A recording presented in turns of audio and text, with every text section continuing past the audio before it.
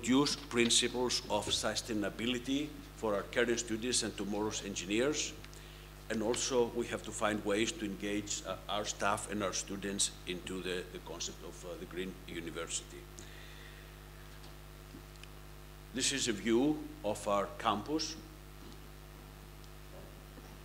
It's in the area of Akrotiri, here in Chania. I'll just give you a very, few facts about our university.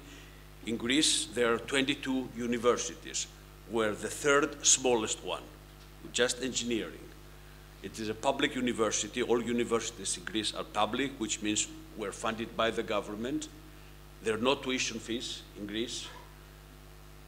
And also, all students get their books for free, and low-income students stay at the dormitories for free, and they eat in the university cafeterias for free.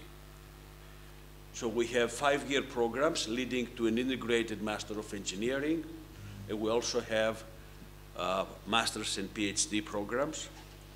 We have 5 schools, I'll show you later. Around 6,000 students, about 600 and something master students, and about 260 PhD students. We are 125 faculty members, about around 100 teaching and laboratory staff, non-professors, and about 120 administrative staff. This is, as I said, a very small university. However, we are one of the top universities in Greece. In 2016, there was the evaluation, external evaluation of all Greek universities, and only 7 of those, we were among the 7 that we were awarded the highest possible rank worthy of merit. So we're very proud of our achievements. And these are the 5 schools that we have.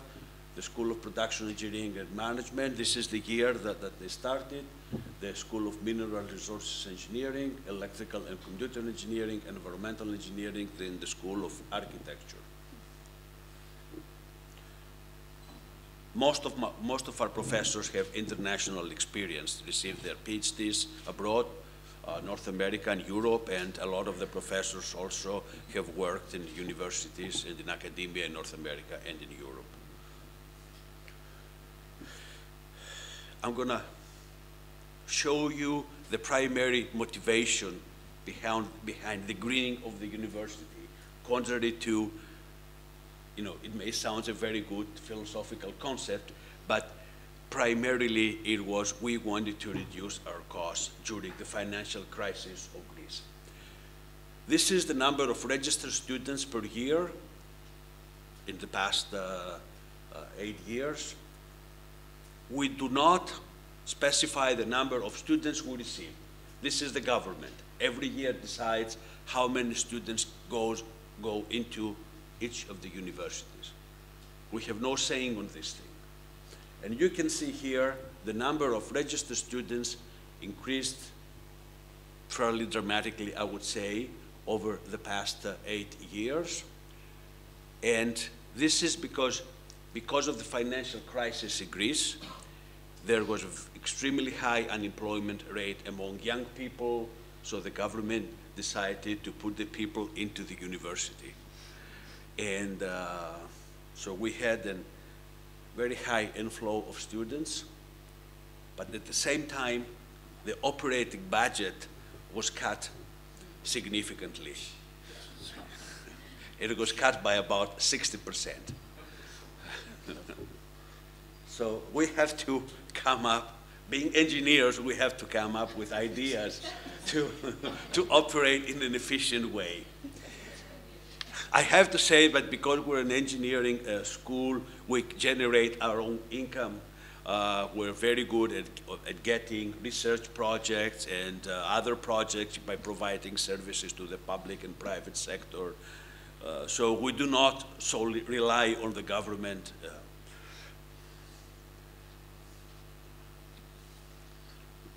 So it was decided by the university administration to deploy a plan for energy saving and cost reduction. So in 2013, viability plan was introduced, and it focused on the following. First, we had to monitor energy, analyze energy consumption, and try and reduce energy consumption. Water use reduction, although that was not a major problem. And the third thing was the paper reduction and recycling. Energy cost is probably the most significant item that affects our budget.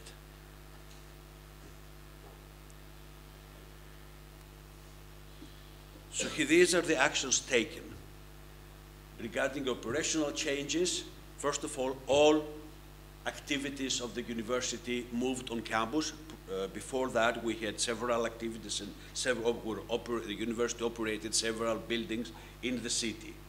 So everything moved back to campus, and then there was better planning of usage of high energy equipment. For instance, in some of the labs, they use high temperature ovens and furnaces.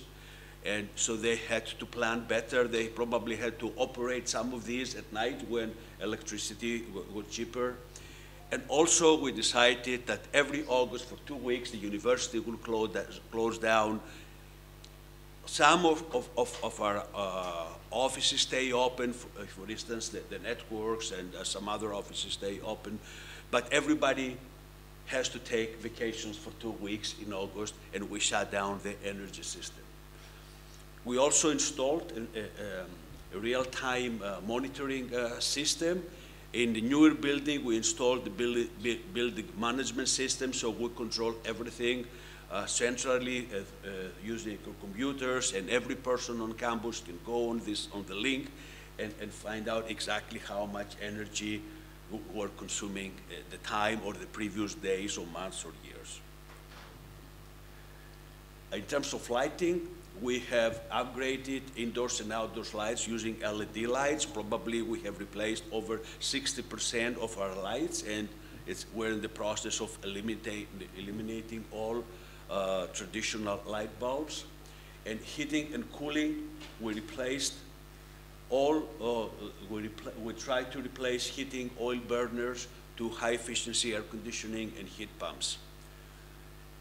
We have installed solar heaters for hot water production at the student dormitories, and also we have replaced energy inefficient doors and windows with modern ones, aluminum doors or windows with thermal breaks and so on. So we managed to maintain a fairly constant energy consumption throughout the years, although the number of students increased. But our most important achievement is that we cut down tremendously in our fossil fuel spending. In terms of fossil fuel, we have heating oil, diesel oil, we have gasoline for the service cars of the university, and also we have diesel oil for running the generators. Like what happened here today, we have generators in case we have an electricity cut. There's a problem with the grid, so we still have to operate. And so we can see here we had a significant reduction in fossil fuel spending over the years by about, I would say, 85% or so. In terms of paper use, first of all, we try to eliminate the use of official correspondence. Everything is done electronically, unless the law specifies that it has to be in hard copies. All professors and all offices use digital signatures, and all paper work is being distributed in electronic form. And we recycle all other paper that we get. And also for the student-professor interaction, we're just using e-class systems. We have 3 e-class systems that we use, and so we do not use paper for notes or anything like that. So for the next steps, is that we have done all the technical studies, and we have guaranteed the funds to do the following things. For all the older buildings prior to 2000, we were going to upgrade the shell structure, make sure that there is insulation, we replace all the older windows and so on. We're going, next year, we're going to replace all conventional service vehicles with electric ones, and also we're going to buy a certain number of electric bicycles to be available on campus. We expect to have a complete elimination of fossil fuels, so there will be no consumption of fossil fuels or diesel or oil or gasoline. And also we have done the technical study. We have received the permit, and we're going to announce the tender for the installation of a 3,000 kilowatts photovoltaic system. So we're going to be a power generating institution on the island of Crete.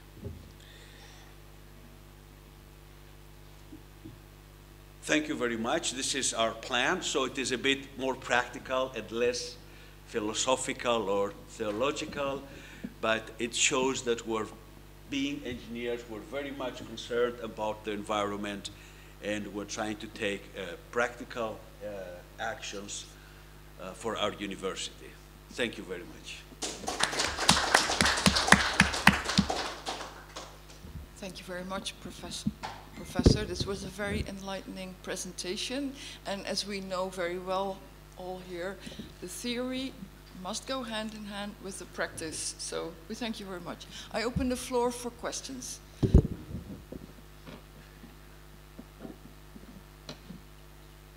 Okay, Lucas.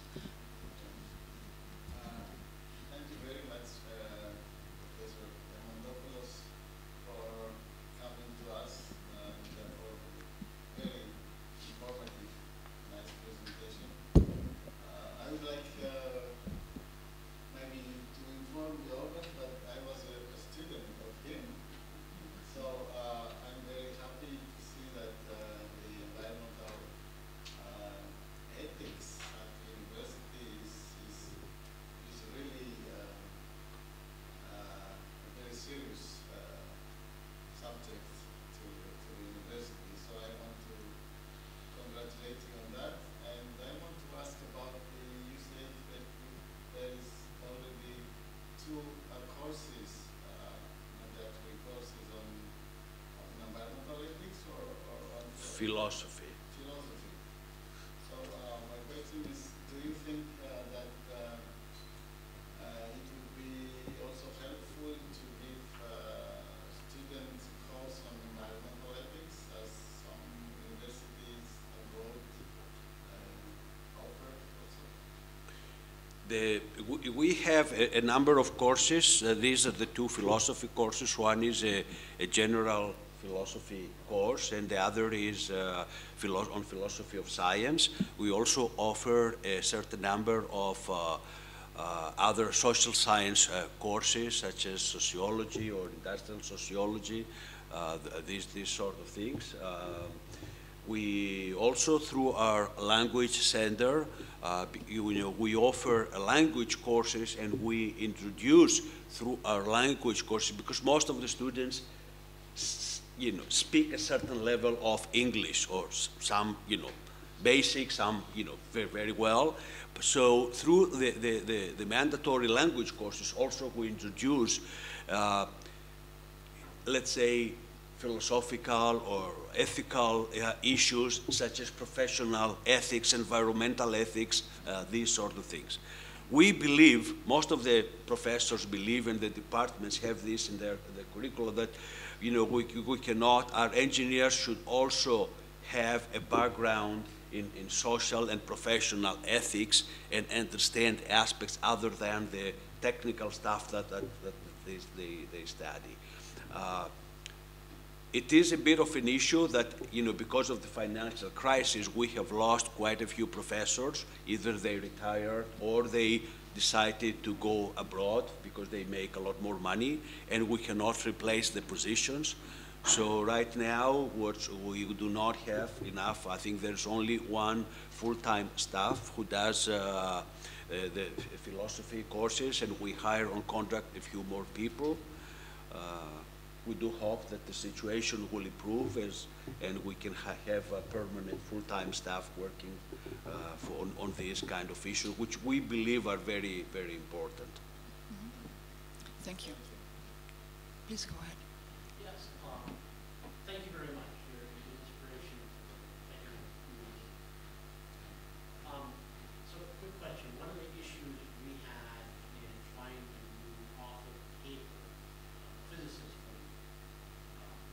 was the use of a good editor for equations. Off? Of equations.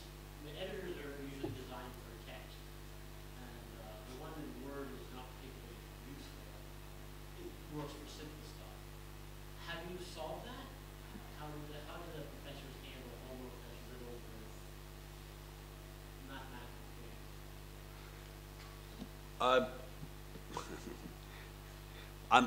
I'm not sure how we're dealing with these things. The professors are dealing with these things, but my area is totally different, so I don't know. But if you, during the break, you give me some more details, I can ask the people there how. My university mandated Microsoft Word, and the students had a real hard time handling homework that had a lot of numbers and equations in it. So, yeah, I was just sort of curious. It helps us a lot being an engineering university here, because a lot of professors and a lot of students do not use the conventional software that you have to buy. They use software which is available for free. You can use OpenOffice, they use Linux as the operating system, and so they are very capable of downloading free software and using it, and this is a way that, you know, I mean, whenever we use a licensed software, we have to pay. Sure. But we also, you know, we have not eliminated, we use, I mean, licensed software, but also a lot of the students and a lot of professors use free software which is available. You will be the last one. Tom, please go ahead. Well, I was wondering about the environmental program that in our context, the university has started a discussion to eliminate the numbers of air traveling for the professors. Have you this kind of discussion in the academic sector in Greece as well? No, no. But as I said, our primary motive was to try to survive the financial crisis. So this, we did not have in mind when we started to create a green university, but we saw that these two are compatible. But we still have, I believe, a long way to go. For instance, the campus being outside the city, all the employees have to, you know, usually come using their cars. We're trying to, we started last year, we started discussions with the city to create near the campus a hub that all people will bring their cars, and then the city will have shuttle buses or even electric shuttle buses. And a couple of our professors work on sustainable transportation, urban transportation. So we're trying to cooperate with the city to see how we can find ways to reduce our, let's say, carbon footprint on transportation. Okay, I will allow one last question, please, Professor.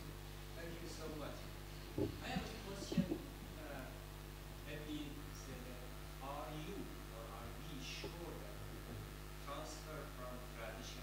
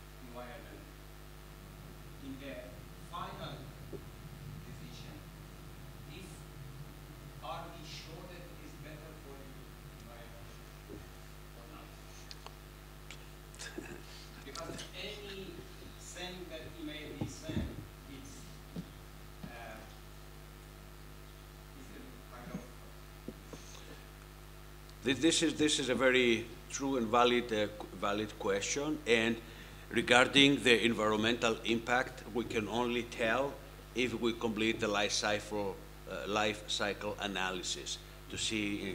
Only then we can answer these type of questions.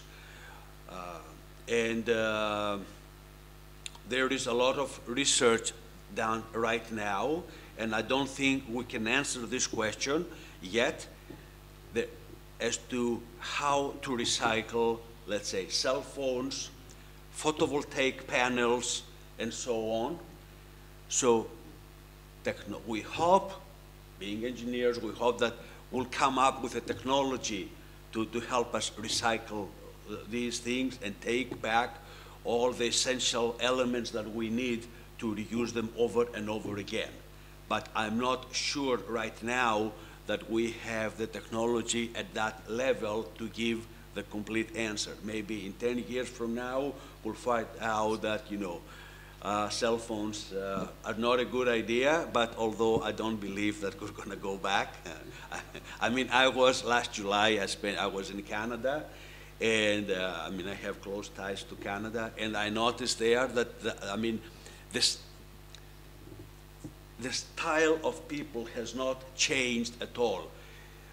You know, the downtown areas are not as important as they are, for instance, in Europe. People are moving further away from the center of the cities. Therefore, every day they have to travel longer distances, and the price of gasoline, for instance, in Canada is half of what it is in Europe, and in the United States is even cheaper. So overall, there is a very general problem of, you know, we may talk about the environment, but we may not do the proper thing about the environment. Okay. Thank you very much, Professor. It was an honor to have you here. Since we have one less speaker, there's only one who's not here, I will allow now for a 5-minute break. And please be back here at 10:20. Thank you.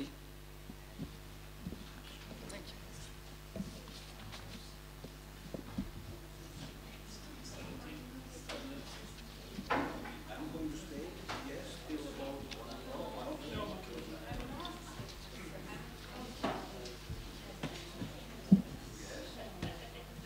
I thought I might as well use the break to make sure this is... Yeah, sure. I'm going to get a coffee, though. Cool. Let's say I take it until 11:35, so we have 1 minute. There's 2 of you. So yeah, so Linda's first, I think. I think Linda was going to be first. Okay, so you're second? I think so, There's yeah. the 2 of you. I will give each of you, say, Okay. I mean, how long's your presentation? 20 minutes? 20 minutes, yeah. Yeah, okay.